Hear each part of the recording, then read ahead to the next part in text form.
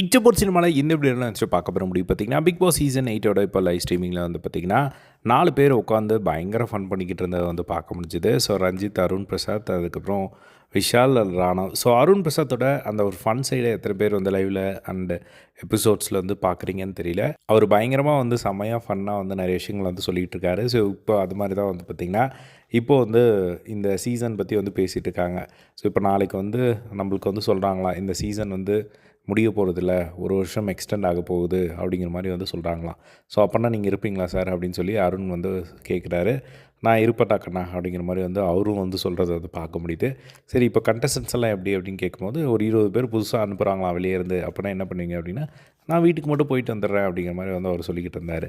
அதுக்கப்புறமா ஒரு வருஷம் உள்ளே இருந்ததுக்கப்புறம் திடீர்னு பிக் பாஸ் வந்து 2 வருஷம் ஆக்குறோம். ஸோ ஒரு வருஷத்துக்கு 1 கோடி, 2 வருஷத்துக்கு 2 கோடின்னு சொல்கிறாங்களாம் அப்படின்னு சொல்லி, அதுக்கப்புறம் திடீர்னு வந்து 2 வருஷம் முடிய போகும்போது வந்து லாஸ்ட் மந்த்துக்கு முன்னாடி நாள் வந்து உங்களை எலிமினேட் பண்ணிவிட்டு உங்களுக்கு ஒன்றும் இல்லை அப்படிங்கிற மாதிரி சொல்கிறாங்களா, எப்படி இருக்கும் அப்படிங்கிற மாதிரி வந்து சும்மா ஃபன்னாக ஜாலியாக வந்து பேசிகிட்டு இருந்தால் வந்து பார்க்க முடிஞ்சுது.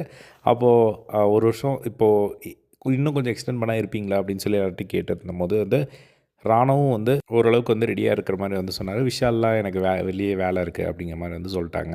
அதுக்கப்புறமா கொஞ்சம் சீரியஸ் டாக் வராங்க. அப்போது வந்து என்ன அப்படின்னா, ஃப்ரீ ஸ்டார்ஸ்க்கே இல்லைன்னு சொல்லிடுறாங்களாம். ஃப்ரீ ஸ்டார்ஸ்க்கே இல்லாமல் இருக்க முடியுமா அப்படின்னு சொல்லி ஃப்ரீ ஸ்டார்ஸ் பற்றி பேசிகிட்டு இருக்கும்போது வந்து ரஞ்சித் கிட்டே வந்து கேட்குறாங்க.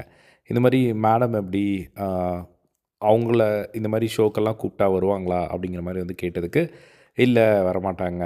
ஏன்னா அவங்களுக்கெல்லாம் பயங்கரமாக கோவம் வரும். வந்தாங்கன்னா ஒரு வாரத்திலே வந்து பயங்கரமாக அந்த கோவம்லாம் வெளியே வந்துடும் அப்படிங்கிற மாதிரி வந்து சொல்ல, அப்படியா, ஓகே ஓகே. அவங்க 4 வருஷமாக 4, 5 வருஷமாக கூப்பிட்டுட்டு தான் இருக்காங்களாம் பிரியாராமன் அவர்கள. பட் அவங்க தான் வந்து போகல அப்படிங்கிற மாதிரி வந்து சொல்லிட்டு இருந்தாங்க. அதுக்கப்புறம் இவங்க வந்து கேட்டுட்டு இருந்தாங்க, சரி உங்களுக்கு எப்படி சார் கோவம்லாம் அப்படிங்கிற மாதிரி டக்குன்னு வந்து அந்த ஸ்க்ரீனை மாற்றி விட்டாங்க. சமைக்கிறத வந்து காட்டுறதுக்காக ஸ்க்ரீனை ஆஃப் பண்ணி வேற ஒருத்தர் வந்து காட்டிக்கிட்டு இருந்தாங்க.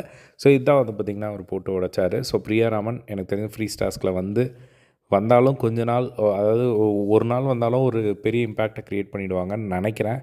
ஸோ யாரெல்லாம் ரஞ்சித் பற்றி பேசுனாங்களோ அவங்களெல்லாம் வச்சு செஞ்சுட்டு போயிடுவாங்களா, இல்லை என்ன கதை அப்படிங்கிறத வெயிட் பண்ணி வந்து பார்க்கணும். ஸோ நீங்கள் என்ன நினைக்கிறீங்க அதை பற்றி அப்படிங்கிறத கமெண்ட் பாக்ஸில் ஷேர் பண்ணுங்கள். இதே மாதிரி எல்லாம் பிக் பாஸ் அப்டேட்ஸ் தெரிஞ்சுக்க நம்மளோட சேனலை சப்ஸ்கிரைப் பண்ணி சப்போர்ட் பண்ணுங்கள். தேங்க்ஸ் ஃபார் வாட்சிங்.